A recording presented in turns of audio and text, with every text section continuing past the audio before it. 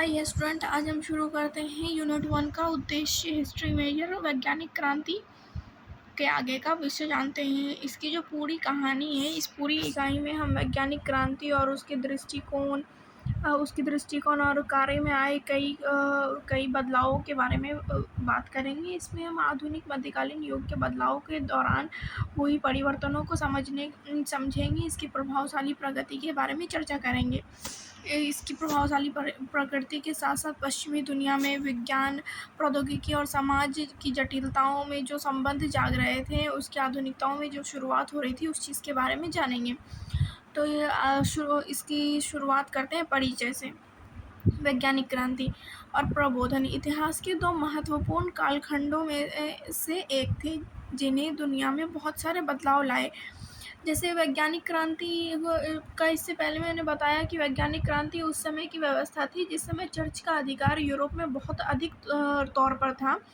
और जो उस समय के वहाँ के लोग थे और जो वहाँ के उस समय के वैज्ञानिक थे, उन्होंने तो अंधविश्वास की जगह तर्क वितर्क को ज़्यादा महत्व दिया, जिस कारण वैज्ञानिक क्रांति आई।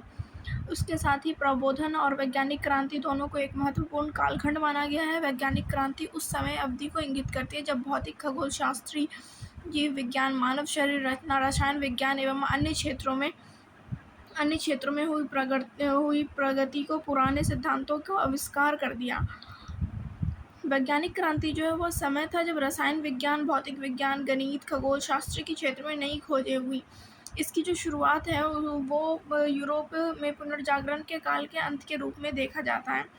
इसकी नींव आधुनिक विज्ञान की नींव के रूप में जाना जाता है इसे। और दूसरी ओर है प्रबोधन। प्रबोधन को हम इस तरह समझ सकते हैं कि ये एक बौद्धिक दार्शनिक आंदोलन था जो 17वीं से 18वीं शताब्दी के दौरान यूरोप में और विश्व भर में चला और दुनिया में इसने अपने अच्छे प्रभाव को छोड़ा। प्रबोधन को जो है ज्ञानोदय और विवेक का युग भी कहा जाता है। इसके साथ ही इसे पुनर्जागरण, धर्म सुधार आंदोलन, वाणिज्यिक क्रांति के तौर पर भी तैयार किया गया है। इसके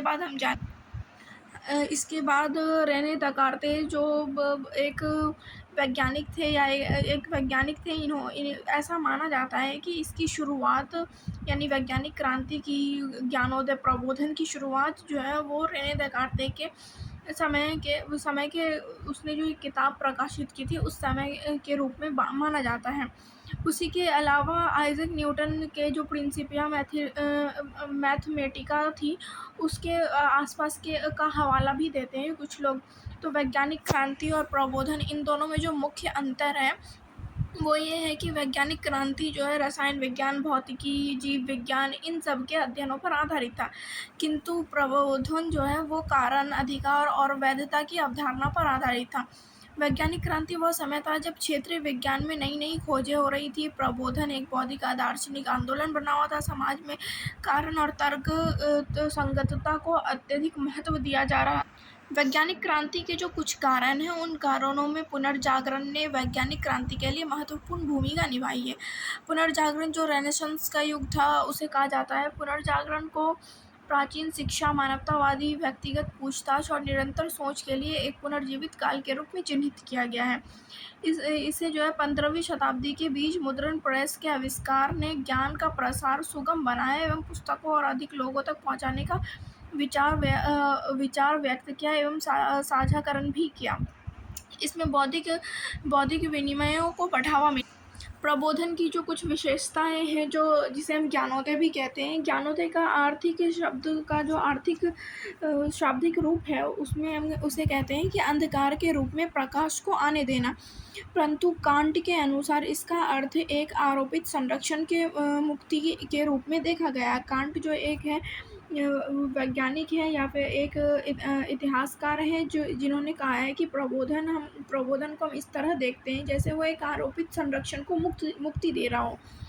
ज्ञानोदय के कारण 17वीं और 18वीं शताब्दी में विश्व अंधकार के युग से बाहर निकला, क्योंकि इस समय तक लोग जो है अंधविश्वास को छोड़ करके हर चीज़ के पीछे सवाल ढूंढने लगे थे, उसकी जवाब की तलाश करने लगे थे, जिसके कारण इसे अंधकार के युग से बाहर निकलना कहा गया है।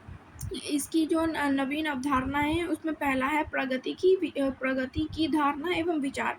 तो ज्ञानोदय के विचारक जो थे उन्होंने प्रगति की धारणा में दोहरा विश्वास प्रकट किया, जिसमें पहला उन्होंने बताया कि वर्तमान जो है वो अतीत की तुलना में बेहतर है। अर्थात हम इस लाइन को इस तरह समझ सकते हैं कि जो वर्तमान में जो अभी चीज़ें चल रही है, जैसे हम अंधविश्वास से दूर हैं, अपनी चीज़ों को बोल सकते हैं, चर्च की बातों को मानना ज़रूरी नहीं है, एकदम उनके सवाल, उनके जवाब, उनके जो आदर्श थे वो बाउंडेड नहीं है हम पर। तो वो अतीत में बिल्कुल ऐसा था। तो हम अभी के टाइम में जो जी रहे हैं वो अतीत की तुलना में जो वर्तमान है वो बेहतर है। और दूसरा है कि मानव की जो खुशहाली और समृद्धि है वो इसी प्रगति से हुई है। इसका अर्थ है कि खुशहाली के आधार पर वैज्ञानिक प्रगति हुई, प्राकृतिक और भौतिक पर्यावरण का नियंत्रण हुआ एवं नई वैज्ञानिक तकनीकी को उपयोग से वस्तुओं के उत्पादन में वृद्धि भी हुई।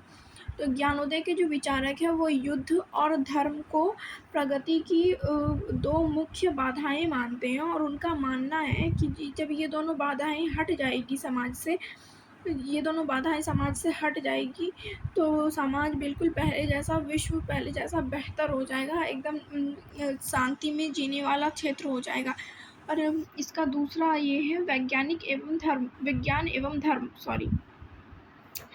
ज्ञानोदय के विचारकों ने अंधविश्वास एवं अज्ञानता को बढ़ावा देने के कारण धर्म पर हमला किया।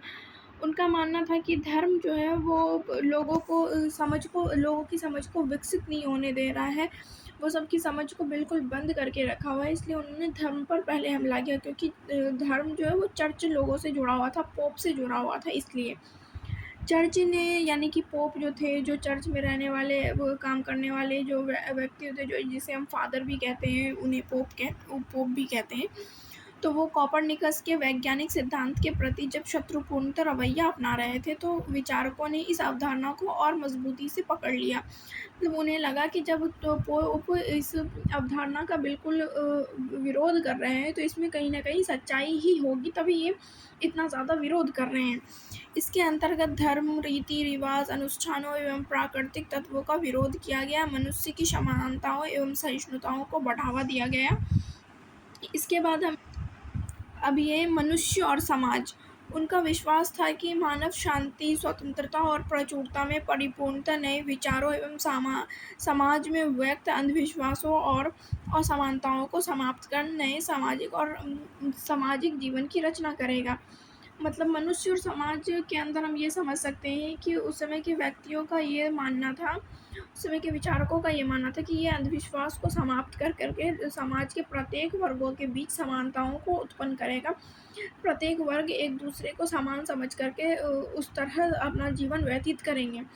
आधुनिक विज्ञान ने समाज को अत्यधिक प्रभावित किया, जिससे जीवंत समुदाय का उदय हुआ और उनका आर्थिक, सामाजिक, राजनीतिक, धर्म एक सांस्कृतिक क्षेत्र में परिवर्तित हुआ, जिससे मानव की जिंदगी में, उसके जीवन स्तर में अत्यधिक सुधार हुआ। विज्ञान और ज्ञान, इसमें हम प्रकृति के नियमों और उसके संचालन की व्यवस्थाओं के रूप में व्यक्त किया गया है इस चीज़ को। इसमें समाज की संरचना, शिक्षा, स्वास्थ्य, अर्थव्यवस्था के क्षेत्र में विज्ञान में क्रांतिकारी बदलाव किए गए हैं। इसे इस आधार पर समझा गया है कि ये जीवन की गुणवत्ता में सुधार करने का एक प्रमुख तरीका है। इससे हमारे समाज में समानता, न्याय, सहिष्णुता की भावना का विकास हो रहा था। तो विज्ञान और ज्ञान को हम इस तरह देखते हैं जैसे कि समाज में ज्ञान, समानता और न्याय, सहिष्णुता की भावना विकसित हो रही